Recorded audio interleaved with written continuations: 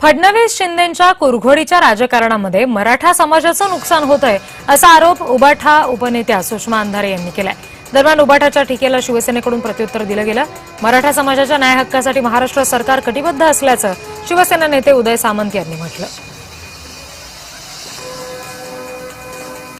शिंदेंना Maratha man होण्याची घाई लागली आणि त्यांनी मराठा मॅन होण्याची घाईच्या नादामध्ये अत्यंत घाई गडबडीमध्ये फार अभ्यास न करता किंवा ज्याला एक काय म्हणता येईल एक सॉलिड आणि व्हॅलिड डॉक्युमेंट जे बनवून असतं ते सॉलिड आणि व्हॅलिड डॉक्युमेंट केलं नाही, तर दुसरीकडे शिंदेंना मराठा मॅन म्हणून एस्टॅब्लिश होऊ द्यायचं नाही, किंबहुना मराठा आणि ओबीसीतला वाद कायम चिघळतच राहिला पाहिजे, त्यातच आपलं भलं आहे, फोडा आणि राज्य करा ह्या नीतीसाठी जाणीवपूर्वक फडणवीसांनी केलेली चाल।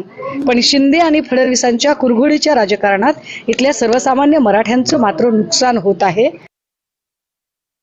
मनोज जरांगे पाटील यांनी केलेल्या ज्या मागण्या होत्या त्या पूर्ण करण्यासाठी तत्कालीन मुख्यमंत्री एकनाथ शिंदे साहेबांनी देखील प्रयत्न केले आहेत, त्याच्यामध्ये देखील यश आलंय।